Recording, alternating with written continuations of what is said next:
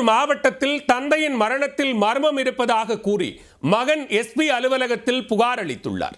தந்தையின் மர்ம மரணம் ரகசியம் உடையுமா? திருவள்ளூர் மாவட்டம் பூண்டி ஒன்றியத்திற்கு உட்பட்ட தோமூர் கிராமத்தைச் சேர்ந்தவர் முத்துக்குமார்.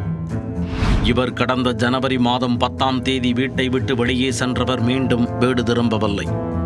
இதுகுறித்து முத்துக்குமாரின் மகன் ஞானசேகரன் கனகம்மாச்சத்திரம் போலீசாரிடம் புகார் கொடுத்தார். போலீசார் வழக்கு பதிவு செய்து தேடி வந்தனர். இந்நிலையில் கடந்த ஜனவரி 17ஆம் தேதி விறகு விட்டுச் சென்ற நபர் ஒருவர் விவசாய நிலம் அருகே அழுகிய நிலையில் சடலம் ஒன்று கிடப்பதாக போலீசாருக்கு தகவல் தெரிவித்துள்ளார். கனகம்மாச்சத்திரம் போலீசார் நேரில் சென்று பார்த்தபோது அது காணாமல் போன முத்துக்குமாரின் உடல் என்பது தெரிய வந்தது. இதனையடுத்து அங்கேயே உடற்கூறாய்வு செய்யப்பட்ட பின் முத்துக்குமாரின் மரணமானது இயற்கை மரணம் என போலீசார் கூறியுள்ளனர். ஆனால் தந்தையின் மர்ம மரணத்தில் மகன் ஞானசேகரனுக்கு மட்டும் தொடர்ந்து சந்தேகம் இருந்து வந்துள்ளது. இதுகுறித்து அப்பகுதியில் விசாரித்து பார்த்தபோது சில தகவல்கள் கிடைத்தன. கடந்த ஜனவரி மாதம் 10ஆம் தேதி அப்பகுதியைச் சேர்ந்த நண்பர்களுடன் அருகில் உள்ள வயல்வெளிக்கு அருகே முத்துக்குமார் சீட்டு விளையாடி கொண்டிருந்ததாக கூறப்படுகிறது. அதன் பிறகு எங்கு சென்றார் என்பது தெரியவில்லை.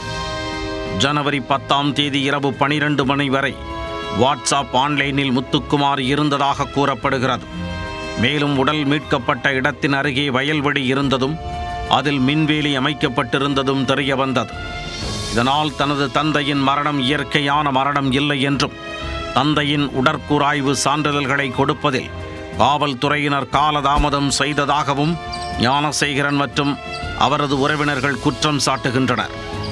உயிரிழந்த முத்துக்குமாரின் மகன் ஞானசேகரன் திருவள்ளூர் மாவட்ட காவல் கண்காணிப்பாளரிடம் இதுபற்றி புகார் மனு அளித்துள்ளார்.